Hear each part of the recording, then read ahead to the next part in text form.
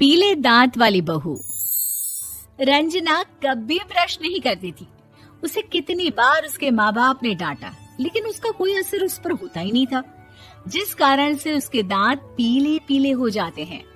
शादी के बाद अरे बहू, वैसे तो तुझ में कोई कमी नहीं है, पर तेरे दांत इतने पीले कैसे हैं बेटा?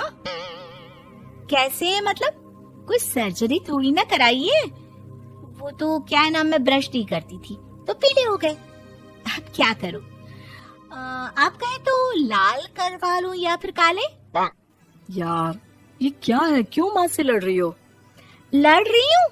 अरे मैं लड़ रही हूँ या ये बोल रही है कि दांत पीले हैं, पीले। अरे तपस्या थोड़ी ना की है इन्हें पीले करने के लिए। बकायदा ब्रश नहीं किया है 20 साल तक, तब जाकर। छी, कैसी बात कर रही हो? ये उस वक्त तो पीले नहीं थे जब हम लोग तुम्हें देखने आए थे। अरे तब साफ करवा लिया होगा डेंटिस्ट के पास जाकर। अब देखो कैसे पीले पीले लग रहे हैं। रंजना सास की तरफ गुस्से से देखती है। फिर शुरू हो गई पीले पीले पीले।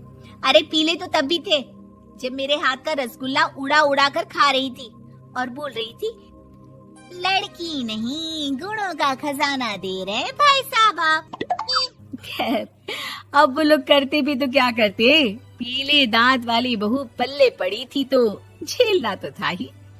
एक दिन कीर्तन में रंजना गाना गा रही थी। अरे कमला बहन, माँ का द्वार है, यहाँ तो सब शुद्ध होकर आते हैं, फिर अपनी बहू को ब्रश भी नहीं करवाती तुम। दूर से पीले पीले दांत भक्ति में बाधा उत्पन्न कर रहे हैं। अरे कोई 2 साल की बच्ची थोड़ी ना लेकर आई हूँ मैं बहू बनाकर।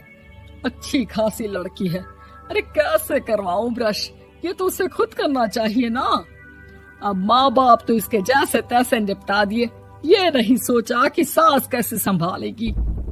सास बहू को लेकर घर आ जाती है, लेकिन सोच लेती है कि अब इसे लेकर कहीं नहीं जाएगी। अगले रोज बहू कहती है, अरे क्या हो गया, मंदिर नहीं जाना क्या? कीर्तन का वक्त हो रहा है। मेरी मधुर वाणी से कान्हा जी जागते हैं और सोते हैं। आप तो जानती है ना उनकी भक्ति में कितना मन लगता है मेरा। वो क्या है ना, तबीयत ठीक नहीं लग रही है मेरी, आराम करूंगी मैं। तबीयत ठीक नहीं लग रही? अभी तो मिथुन के गाने पर नाच रही थी आप, और अब बोल रही है कि तबीयत ठीक नहीं लग रही। अरे भक्ति में मन लगा लो सासू माँ, ऊपर जाना है, क्या मुंह दिखाओगी आप? हाँ? सास को बहू की बात पर गुस्सा आ जाता है। मैं क्या मुंह दिखाऊंगी, इसकी चिंता तो ना कर, समझी?